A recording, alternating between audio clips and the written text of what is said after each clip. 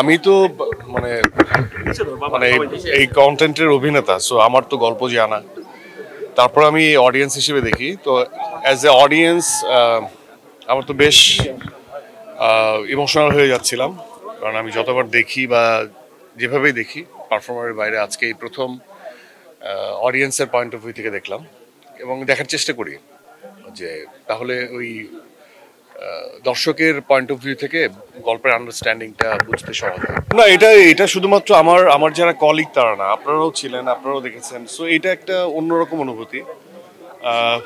আমি মানে আমাকে কেউ ডিস্টার্ব করেনি দর্শক হিসেবে, যে থাকে না যে আপনারা সবসময় ক্যামেরা নিয়ে সামনে চলে আসেন, আপনারা পিন ড্রপ সাইলেন্সে একদম বসেছিলেন, স্টোরিটা দেখেছেন।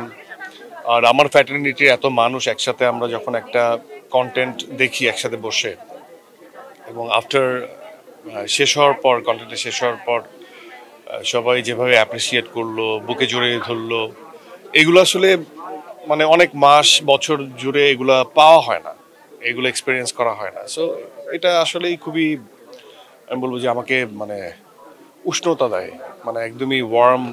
আমি একদম মানে কি বলবো, বাংলায় বলতে গেলে গরম হয়ে গেছে। একদমই সিম্পল জিনিস, আমাদের টার্গেট সবসময়ই এটা ফ্যামিলি অডিয়েন্স, আমরা অনেকবার বলছি অসংখ্য। এখানে অনেকগুলো চরিত্র এবং সবাই এক একটা পিলার। নিশানের একটা জার্নি দেখানো হয়েছে, কিন্তু প্রত্যেকটা চরিত্র একটা করে পিলার। সেই জার্নির সেই সেতুটা, ব্রিজটা তৈরি হতো না যদি প্রত্যেকটা পিলার যদি স্ট্রং না হতো। প্রত্যেকেই যার যার অবস্থান থেকে এত সুন্দর পারফর্ম করেছে আমাদের গল্প যেরকম, তো সেই জায়গা থেকে তখন নিশানের সার্থকতা বের হয়। আর প্রত্যেকেই দায়িত্ববান শিল্পী ছিলেন, তারা নিজেদের দায়িত্ব পালন করেছেন। অনেক নিউ কামার ছিল, কুশলী চরিত্রটা যে করেছে একদমই নিউ কামার। মানে আমি কি বলবো, যে অনেক সময় হয় না যে অনেক সময় আমি যেটা বলি যে আমরা যখন প্রথম প্রথম অভিনয় করতাম না বুঝে করতাম, না বুঝে অনেক সময় অনেক সুন্দর অভিনয় করা যায়। সেটার প্রমাণ হচ্ছে কুশলী। এবং আসলে ওই এই জেনারেশনের যখন আমরা গল্পের আন্ডারস্ট্যান্ডিং নিয়ে কথা হয়, তখন এই মানুষটা বা এই মেয়েটা কুশলী খুবই শার্প, ট্যালেন্টেড, এবং ও ধরতে পেরেছে, এই জন্যই ও এত সুন্দর পারফর্ম করতে পেরেছে। আর যেটা বলছিলাম যে প্রত্যেকটা চরিত্রই একটা পিলার, এবং সামগ্রিকভাবে সবাই যখন ভালো করে তখন আসলে আমাদের গল্পের যে দাগির সার্থকতা। আমরা ফ্যাটার্নিটির মানুষ, আমাদের মধ্যে একটা সপ্তাহ একটা কানেকশন তো থাকেই। তো সেটা আসলে খুবই আমি বলবো খুব পজিটিভ, যখন আমার আমার কাছের মানুষরা বা আমার একই জোনের মানুষরা যখন অ্যাপ্রিসিয়েট করে। আমাদের একটা চেষ্টা ছিল, আমাদের মধ্যে সবার মধ্যে একটা অনেস্টি ছিল, সততা ছিল।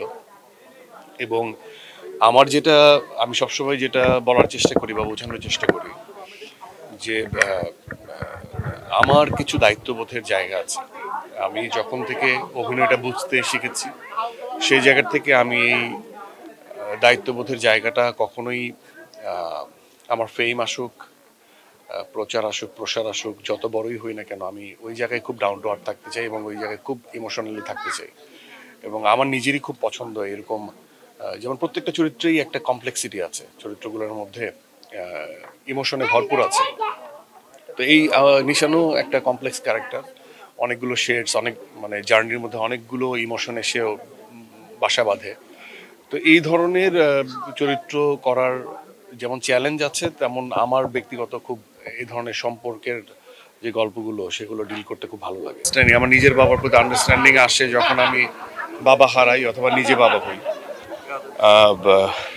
রাকায়েত ভাই আমার গুরু, মানে অনেক সিনিয়র মানুষ, এবং তার সাথেই আমার হাত ধরেই আমার নাটকে আমার আমার জার্নি সেট হয়।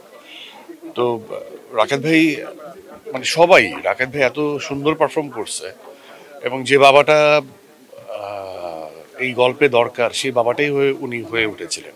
এই জন্যই তার সাথে আমার যে স্ক্রিনের যে কেমিস্ট্রি, সেটা কখনো এক স্ক্রিনে থাকি আর ফোন কনভারসেশন হোক, সেটার আউটকামটা এত সুন্দর। নিজের বাবা হওয়াটা তো এটা আপেক্ষিকতা, এটা একটা ইমোশন, বা এটা একটা, আমি বলবো যে প্রত্যেকটা মানুষই যখন প্রেম করে তখন এক ধরনের, যখন ছেলে থাকে তখন একরকম, যখন সে বাবা হয়ে ওঠে তখন এটা কিভাবে যে আল্লাহ প্রদত্ত, সৃষ্টিকর্তা প্রদত্ত একটা ইমোশন ঢুকে যায়, একটা দায়িত্ব ঢুকে যায়, এটা এটা যে বাবা হয়েছেন সেই বলতে পারবেন।